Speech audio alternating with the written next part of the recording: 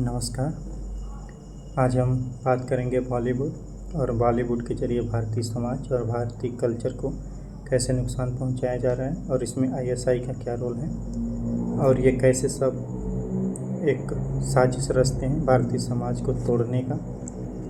हाल ही में आपने सुना होगा कि पंजाबी सिंगर जो है जिसका नाम दिलजीत दोसांझ है, उसने एक मूवी बनाई है सरदार 3, जिसमें उसने एक पाकिस्तान की अभिनेत्री को अपने साथ लिया है और सारा विवाद इसी से जुड़ा हुआ है।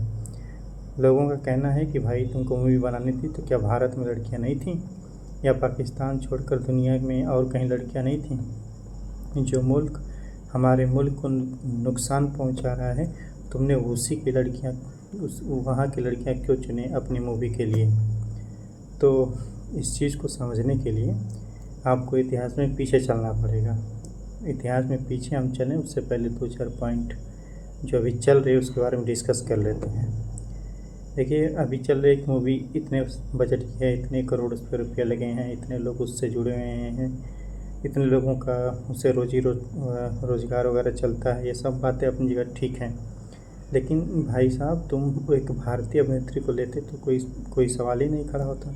इस देश के प्रति तुम्हारा क्या कर्तव्य है? तुम आईएसआई के कठपुतली हो या फिर उसके इशारों पे नाचते हो? आपको लग रहा होगा कि मैं क्या बोल रहा हूँ, लेकिन अभी जब आप क्रोनोलॉजी समझेंगे तो आपको चीज़ें समझ में आएंगी कि ये कैसे आईएसआई भारत के समाज को तोड़ना चाहता है कल्चरल लेवल पे। देखिए, जैसा कि आप सबको याद होगा कि 2001 में भारत के पार्लियामेंट पे अटैक हुआ था। 2001 में दिसंबर में अटैक हुआ था और 2004 में एक मूवी आई थी। मूवी का नाम था वीर ज़रा मूवी में एक सॉन्ग था। उस सॉन्ग का जो अंतिम लाइन आप सुनेंगे तो आपको ये चीज़ समझ में आएगी कि तेरे देश को मैंने देखा, तेरे देश को मैंने जाना, यहाँ भी वही शाम है वही सवेरा, ऐसा ही देश है मेरा जैसा देश है तेरा। इस लाइन पे ध्यान दीजिए दोस्तों। ये लाइन इसलिए बनाया गया कि इस मूवी के जरिए वो दिखाना चाहते हैं कि जैसा भारत का समाज है वैसा पाकिस्तान का समाज है। ऐसा नहीं है। पाकिस्तान के समाज में ज़्यादातर लोग जो हैं वो टेरर के सपोर्ट करते हैं, वो टेररिज्म वो फैलाते हैं। भारतीय समाज वो फैलाता है, लेकिन इस मूवी में इस गाने के थ्रू ये संदेश दिया गया। अब आगे बढ़िए। 2008 में हुआ था 26/11 यानी मुंबई अटैक, अगर मैं ठीक याद कर रहा हूँ तो। उसके बाद 2011 में एक मूवी आई रॉक स्टार। उस मूवी का एक गाना था कुम फाया कुम। इस गाने की एक लाइन थी कि जब कहीं पे कुछ भी नहीं था, वही था वही था वही था। आपको जान करके आश्चर्य होगा कि ये गाना इस्लाम से लिया गया है। जब कहीं पे कुछ भी नहीं था तो वही था वही था वही था, यानी केवल अल्लाह था और कोई नहीं था।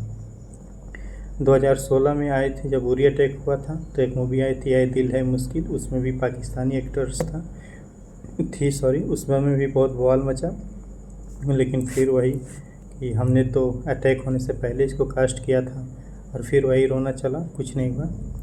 फिर बाद में रईस आई थी 2017 में। उसमें भी पाकिस्तान के एक एक्टर्स वगैरह थे, काम कर रहे थे। उसके बाद आप आगे बढ़ेंगे तो ये आसिफ आलम है, जिसके गाने काफ़ी चलते हैं। और ये बंदा पाकिस्तान का जो आईएसआई है वहाँ के हेडक्वार्टर में या फिर उन लोग जो ऑर्गेनाइज़ करते हैं, जैसे कि जो भी ऑर्गेनाइज़ करते हैं वहाँ पे जाके ये गाना वगैरह गाता है। पाकिस्तानी मिलिट्री के फंक्शन में जाके ये गाना वगैरह गाता है। तो जो समझने वाली बात ये है कि मूवी के ज़रिए भारतीय समाज को दिखाया जाए कि पाकिस्तान के जो लोग हैं वो ठीक हैं, पाकिस्तान में पाकिस्तानी लोग और टेररिज्म अलग अलग हैं। ये इनका मेन मकसद है। आपने एक और मूवी देखी होगी सनम तेरी कसम। वो मूवी मतलब उसका पार्ट 1 भी बना, पार्ट 2 भी बना। तो जब आप उसमें एक्ट्रेस है वो पाकिस्तानी है, जब आप उसका एक्टिंग देखेंगे तो उसको रोल ही ऐसा देंगे एकदम मासूम सा। ऐसा लग रहा है कि कितनी मासूम लड़की है, कितना बढ़िया एक्टिंग कर रही है। लेकिन आप थोड़ा उस पर सर्च कीजिएगा तो उसका एक बार नाम आया था एलिजिडली ही कि उसने टैक्स में हेरा फेरी की है कुछ 25 लाख रुपए की। अब सोचिए दोस्तों, ये मासूम चेहरे के पीछे कितने खतरनाक इनकी साजिशें होती हैं। तो ये सब चीज़ें हैं। देखिए ये सॉफ्ट वारफेयर होता है। आजकल पाकिस्तानी जो मिलिट्री है या उनके जो आका, उनको पता है कि हम भारत से सीधे नहीं लड़ सकते, तो भारत के समाज को तोड़ो। कैसे तोड़ोगे? मूवी के थ्रू तोड़ दो। और ये हमेशा से चलता आया है। आप पुरानी मूवियाँ उठा कर देख लीजिए, उसमें जो ठाकुर होगा वो रेपिस्ट होगा, जो मंदिर का पुजारी होगा वो रेपिस्ट होगा, और हमेशा ब्राह्मणों को नीचा करके ही दिखाया जाएगा। आप कोई भी मूवी उठा के देख लीजिए। तो ये चीज़ है, इसको समझने की ज़रूरत है कि आजकल जो पाकिस्तान है वो इमोशनल वारफेयर खेल रहा है। वो खेल रहा है आपका, जैसे इमोशनल वारफेयर तो वो खेल ही रहा है, साथ में साथ वो कर रहा है, माफ़ कीजिएगा, वो कई फ्रंट पे इंडियन सोसाइटी के साथ खेल रहा है, जिसमें एक नैरेटिव वारफेयर है, एक कल्चरल वारफेयर है, एक साइकोलॉजिकल वारफेयर है, और एक है उसका इमोशनल वारफेयर। वो इन सब का प्रयोग करके भारतीय समाज के अंदर जो फॉल्ट लाइन है उसको तोड़ना चाहता है। वो चाहता है किसी तरीके से दरार लंबी हो जाए। जैसे उसको अच्छी तरीके से पता है कि भारत जो है रिलीजन के नाम पे बटा हुआ है। वो उस दरार को और गहरा करना चाहता है हमारे मूवीज़ के थ्रू। अब वो और हमारे इस मूवी में वो अपने एक्ट्रेस को भेजेगा, फिर उस पर पैसा लगाएगा, और जैसे आप मूवी देख के निकलेंगे तो कहेंगे अरे वो एक्टर कितनी अच्छी थी, कितना अच्छा रोल किया, कितनी मासूम थी, सब लोग एक जैसे नहीं होते, अरे यार कुछ अच्छे भी होते हैं, इस टाइप का।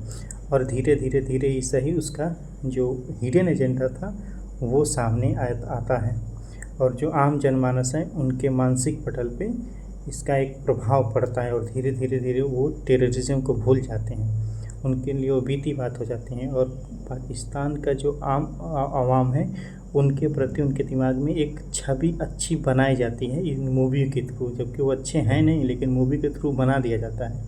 फिर भारत में कुछ लोग कहेंगे अरे सब अच्छे होते हैं, सब खराब थोड़ी होते हैं, इस टाइप का वो लोग नैरेटिव सेट करते हैं और नैरेटिव वारफेयर लड़ते हैं। तो हमें सावधान होने की ज़रूरत है। और ये जो 2 टके के फिल्म एक्टर्स हैं या फिर एक्ट्रेस हैं, इनकी मूवी देखने की कोई ज़रूरत तो नहीं है। लेकिन आजकल के भारत के 90 10 11 12 पास करते हैं, वो इंस्टाग्राम पे रील बनाएंगे, फेसबुक पे घंटों और बिजी रहते हैं। बगल में इजराइल को देख लीजिए, वहाँ पे 12 जब बच्चे वहाँ के पास करते हैं तो वो चले जाते हैं मिलिट्री ट्रेनिंग के लिए। चाइना का देख लीजिए, उसने फेसबुक वगैरह जितने भी चीज़ें सब बंद कर रखा है, लेकिन भारत में सब धड़ल्ले से चलता है। यहाँ पे तो लोगों को बस, अभी एक मूवी आई थी एक व्यक्ति का, जिसने एक मूवी बहुत अच्छी बनाई, वो मूवी थी तारे ज़मीन पे, उसके बाद उसने बनाई सितारे ज़मीन पे, ठीक अगर मैं याद कर पा रहा हूँ तो। लेकिन ये वही व्यक्ति हैं जो 2015 में बोला था कि इंडिया में इंटॉलरेंस बढ़ गया है, और इस एक बयान को पाकिस्तानी मीडिया और पाकिस्तान के ISI ने खूब प्रोपोगेंडा किया था। बताओ तुम्हारे देश के नागरिक ऐसे बोल रहे हैं, तुम्हारे देश में माइनॉरिटी सुरक्षित नहीं है, इस प्रकार से। तो ये जितने भी लोग हैं इनको पहचानिए। और जो बिपिन रावत सर बोल कर गए थे, भारत का जब भी वार होगा तो 2.5 से होगा, तो ये हाफ में यही सब आते हैं, ये अलग से कोई उड़ कर नहीं आ जाएगा, यही सब होंगे। ये जो नंगा नाच करते हैं इनसे सावधान रहिए, आप भी सावधान रहिए, आपके आसपास के जो लोग हैं उनसे भी उनको भी सावधान कीजिए, और खास करके अपने बच्चों पर नज़र रखिए कि वो ये सब फालतू लोगों के वीडियोस, गाने और कंटेंट वगैरह ना देखें। भारत को बचाइए, एक जिम्मेदार नागरिक बनिए। बहुत बहुत धन्यवाद।